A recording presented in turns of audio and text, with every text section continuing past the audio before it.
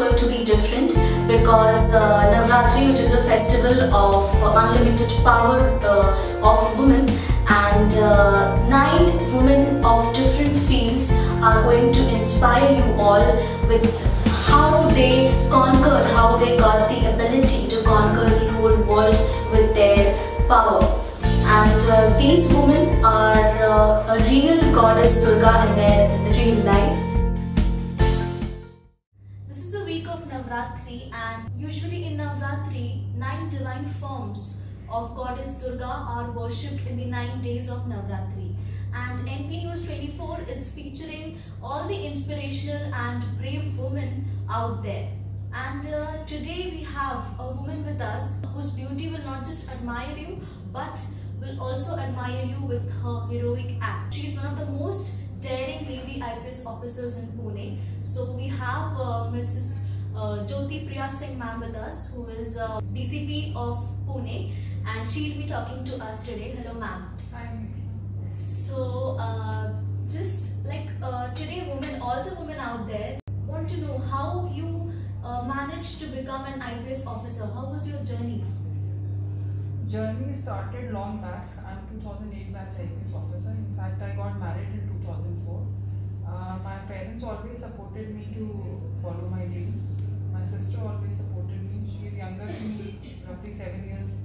She is younger to me, but still she is more mature than me. And after I got married in 2004, my husband is working as colonel in army right now.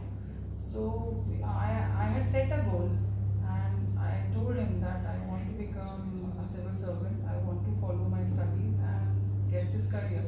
So he also supported me to get my dream converted into a reality. So my journey started right after my post-graduation, and then after marriage also. Roughly, if you will see that young married couples, they'll be busy enjoying their married life, but I was busy studying. And in fact, he was posted in Pune only. I came to Pune after marriage in 2004, and then the beautiful journey of becoming a civil servant started. In fact, this is my 3rd service. I cleared my UGC NET in 2006, 2005, and 2006 I cleared my UPSC Geology exam, and then 2007 I gave my civils. I cleared this also, and my in-laws also supported me for the same thing. And in this beautiful journey, when my result came out in May 2008, my son was born in July. So half of the journey was covered when I was carrying my first child. So it was difficult phase, but still I was able to follow my dreams with the support of everyone who is very precious and important to me in my life. That's good. So you, like, people literally fearing before coming in front of you, and you have achieved that. You've achieved this much. So how do you feel? Like, you were a normal human being before, and then you struggle, and then you reach here today. What is the feeling? See, everyone is normal initially also, and after getting into service also. You develop your professional expertise, that is another thing. And I think every person has that respectful fear from the police. They should have that respectful fear. It should not be a forceful one, first of all. Secondly, we work for the people, because it's Indian police service. The word service is for the people, for the common man. So once you decide your policy that it is public oriented, so obviously people will appreciate your good work. And good work is as per the rule of law, first of all. Then as a common person, if you consider me, before I got into civil services, I was a sports person, but always I was into academics. I got Chancellor's Gold Medal when I was studying in my university days. I got that also. Busy studying hard. I was never first, never last, but in the race. And you need to have that strong willpower to get your goal. If you don't set your goal and you don't channelize your energy, so how you are going to achieve your goal? And youngsters especially, I believe that you have to develop, be it a boy or a girl, you have to go for some economic empowerment. For that you require education, and that to good education, because it's a world of competition. Nobody is going to come and say, okay, I'll offer you a job, please join me tomorrow. It's not that. You have to work hard, and to get a goal or to get a good service, the means to get that should be legal, and it should be justified. It's not that you go for illegal means and you achieve something and you feel proud about that. So the means to get your goal should be also legal and justified. As a common person before getting into IPS, so I also witnessed, I think whatever you would have witnessed as a student. So we were also like into some fun part, having friends, enjoying our lives, but priorities keep on changing. But for us, for any of the civil servants, the first priority is the nation, service towards nation. So now, yes, of course, the perspective gets changed. You become more mature and you grow over your like every time you grow in your service, and you as you become mature, you grow in your service. That is one of the fact. But that if you compare with the common Jyoti Priya earlier before into IPS, yes, the basic core of a human being remains the same. But priorities definitely after service gets changed. Professional commitments are there. You have to fulfill that. So basically, we have seen the way you dealt with the rape teasing case in Kolhapur, and it was a very courageous thing which we got to witness. So, how do you deal? Who is your inspiration in such cases? How do you get that much of courage? See, every woman has that courage. If you can, like I would say, if you are the creator of the world, so I believe that every woman has courage. But you need to voice your issues. You have to raise your issues. But unfortunately, passed down the line as an IPS officer, I've witnessed many cases where parents tell the daughters, don't complain, otherwise we'll face the problem, society will say something. But I am really not able to understand why parents are saying this. Because if you are not raising your voice against teasing, we can end up in molestation, maybe rapes, maybe acid attacks. So we have to raise our concerns. And if you don't complain, so nobody will come to know that you are witnessing such harassment. So that was the idea of anti-teasing drives which we took earlier, maybe in Jalna or Kolhapur district. So I was saying that girls in India, first of all, they should go for education. A good educational background empowers you. You will be aware of your rights. Because it's not that, as Mahatma Gandhi said, that if you make a female educated, you make the entire family educated. But what I believe is, if you make a girl educated, you make communities educated. And you make economies educated across the globe. So first is education. Second is economic empowerment. You need to translate your education into a strong job profile so that you are not dependent on anyone.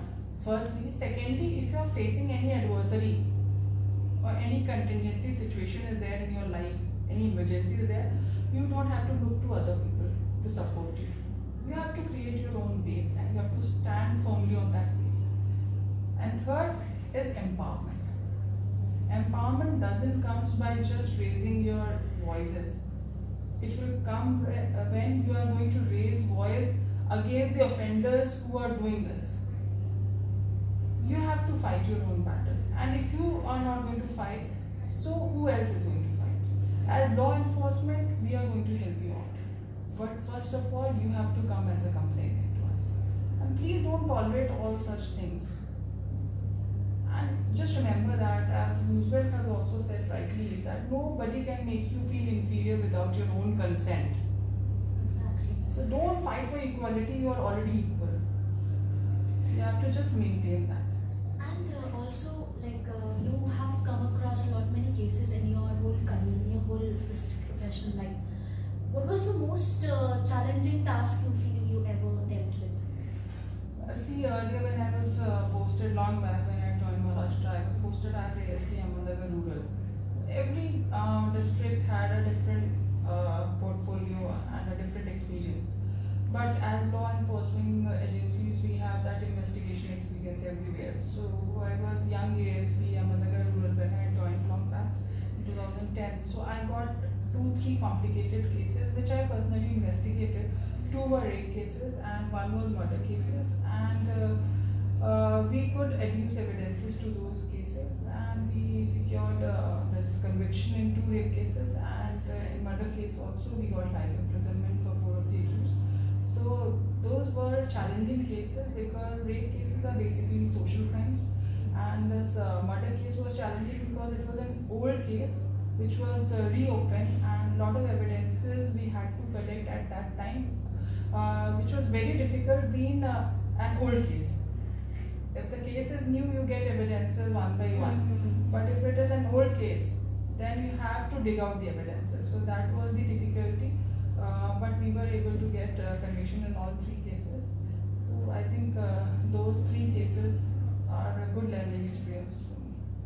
Okay, what do you like? What do you like today most? This feminism topic is very going on, very in trend. So what do you think about that particular word, feminism? What is your concept about it? Feminism, I will just define in one word as feminism is about your inner strength and power.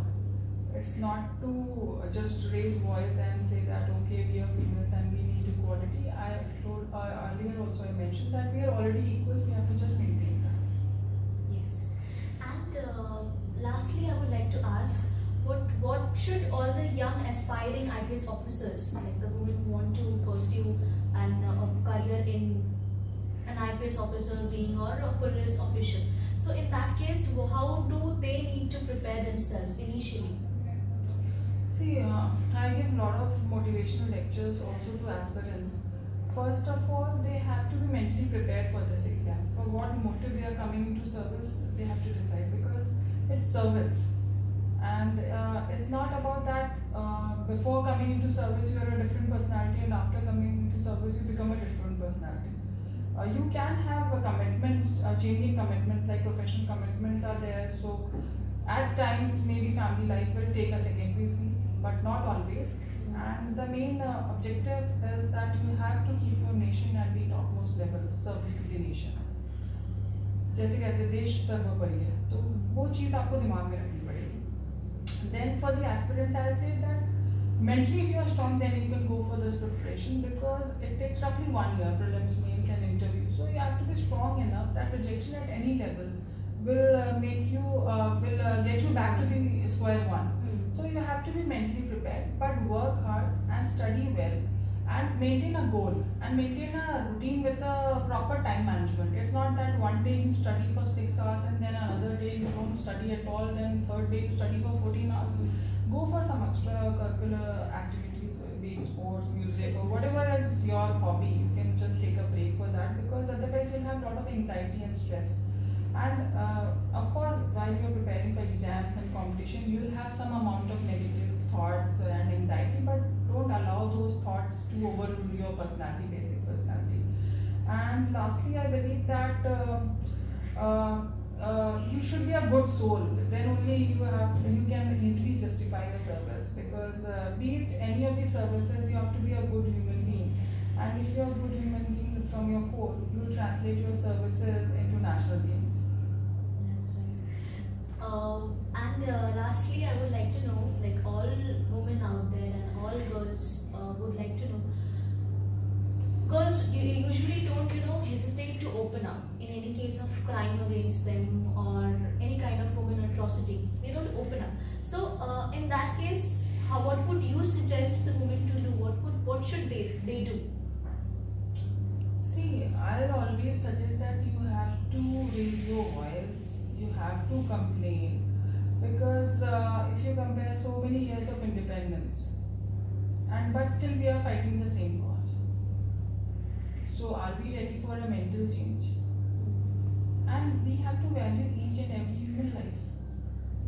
If you compare that, if parents are telling girls not to complain, what is the reason? If they are saying that girls are like a burden, because the vicious cycle never ends up. The minute a girl child is born, if she is born, with so many cases of female feticide, it's really unfortunate with so many women doing good in each and every sphere of life, and still we are considering women or a girl child as a burden, because the vicious cycle is that if parents are spending money on a girl child, so she of late she get married and go to some other house, and their money will not be will not come to a logical conclusion at all, spending on the girl child. So this difference is starting right from the womb. First of all, she is not allowed to be born. The female feticide cases, so many female feticide cases coming up. And I was saying that women doing so much good work in all spheres of life, but still we are thinking that women are a burden on the society. So this anomaly which will be created, if you compare the sex ratio, if this anomaly is created, how the world is going to move? Secondly, as the girl is raised, is there an equal treatment as compared to her brother? I think many will answer no. If a girl is given equal opportunity, she can also do good. So first is the requirement of mental change of the society. If the mentality gets changed, equal opportunity is given to the girl child, she can also do very good. And you can have lot of examples in the society where they were witnessing such type of differential raising, but they did very good in their careers and life. So equal opportunity is important, education is important, and I think education is the basic human right which we can give. If we are not educating our girls, how we are going to empower them? So ma'am, this is the Navratri week. Would you like to wish Happy Navratri to everyone out there? Yeah, I would like to wish Happy Navratri to all, and Happy Durga Puja also to everyone. Thank you so much. Thank you so much, ma'am. So, such an inspirational motivation we got that women are the creators of world, which the lady IPS officer Jyoti Priya Singh believes in. And this is the week of Navratri. A positive message we want to spread throughout the society, that the women should come forward, fight against any mishappening with them. And that's all. Signing off. I'm Ekola Mukherjee along with video journalist Vishal Chaudhary, NP News Network.